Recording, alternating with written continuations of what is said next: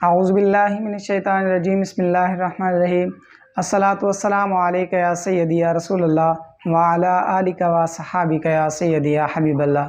معزز ناظرین اکرام، آپ دیکھ اور سن رہے ہیں اسلاف کی باتیں یوٹیوب چینل۔ آپ سب کو اسلاف کی باتیں یوٹیوب چینل پر خوش آمدید۔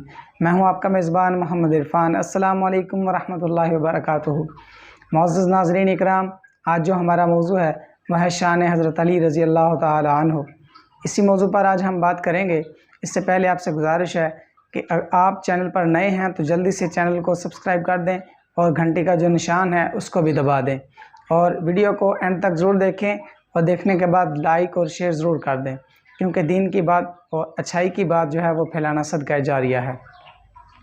تو حضرت علی رضی اللہ تعالی عنہ کی جب ولادت و شہادت ہوئی مسجد الحرام میں، تو حضور نبی کریم صلی اللہ علیہ وآلہ وسلم آپ اپنے بھائی کو دیکھنے کے لیے تشریف لے گئے۔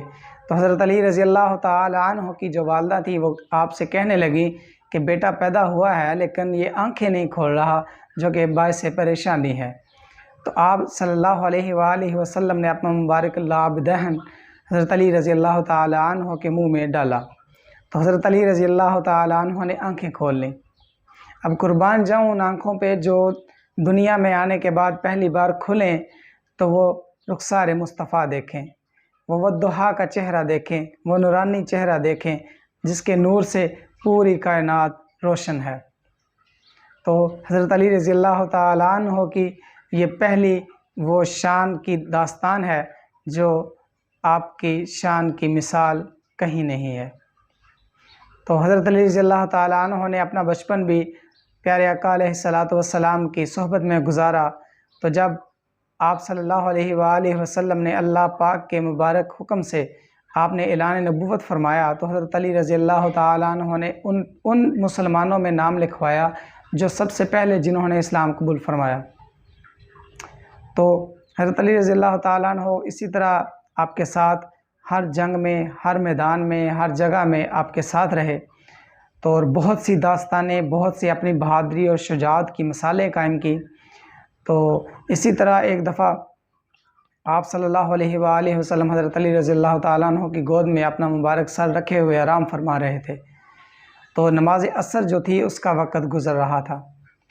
حضرت علی رضی اللہ تعالیٰ عنہ اب آپ نے یہ گوارا نہیں کیا کہ اب آپ صلی اللہ علیہ وآلہ وسلم کو جگا دوں اور نماز عصر ادا کر لی جائے۔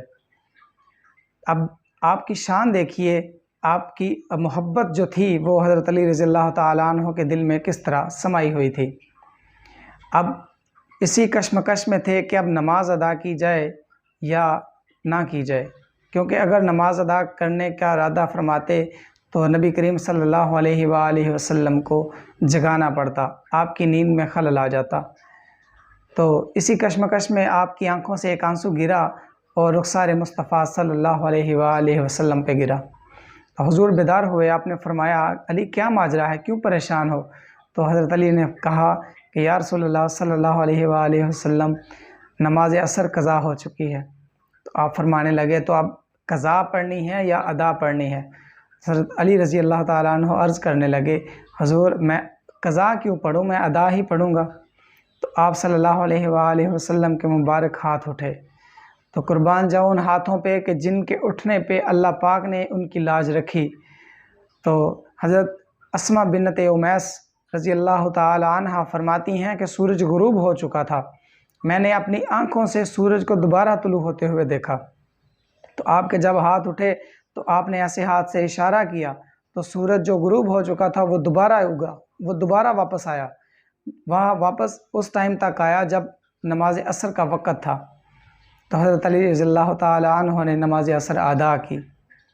یہ حضرت علی رضی اللہ تعالیٰ عنہ کی شان تھی کہ جن کی شان کو آپ مد نظر رکھتے ہوئے کہ اللہ پاک نے اپنے پیارے حبیب صلی اللہ علیہ وآلہ وسلم کے مبارک ہاتھوں کا صدقہ سورج کو واپس بلایا، سورج کو واپس بھیجا، اور حضرت علی رضی اللہ تعالیٰ عنہ نے نماز ادا کی۔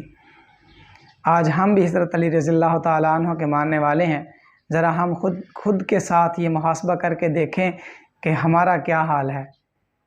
ہم ان کو ماننے والے تو ہیں لیکن ہمارا ایک بھی کام ان کے جیسا نہیں ہے، ان کی عادات پہ، ان کے نقش قدم پہ چلنے والا نہیں ہے۔ تو میرے بھائیوں، میرے عزیزوں، میری بہنوں، میرے بزرگوں جو مجھے دیکھ رہے ہیں اور سن رہے ہیں، آپ سے گزارش ہے کہ ہمارے جو اسلاف ہیں ہمیں ان کے نقش قدم پہ چلنے کی ضرورت ہے، کیونکہ آج ہم جس موڑ پہ کھڑے ہیں وہ بالکل تباہی اور بربادی کا رستہ ہے، تباہی اور بربادی کے دہانے پہ ہم کھڑے ہیں۔ تو خدا را ابھی بھی واپس آ جائیں تو شاید ہم کامیابی کی طرف لوٹ جائیں۔ تو آپ سے گزارش ہے کہ آپ اپنے آپ کا محاسبہ کریں، میں بھی محاسبہ کروں گا، اور ہم دین کے رستے پہ چلیں، اچھائی کے رستے پہ چلیں، اپنے اسلاف کے نقش قدم پہ چلیں، نبی کریم صلی اللہ علیہ وآلہ وسلم کی سنتوں پہ چلیں۔ تو اللہ پاک سے دعا ہے کہ اللہ پاک ہمیں عمل کرنے کی توفیق عطا فرمائے۔ آمین ثم آمین۔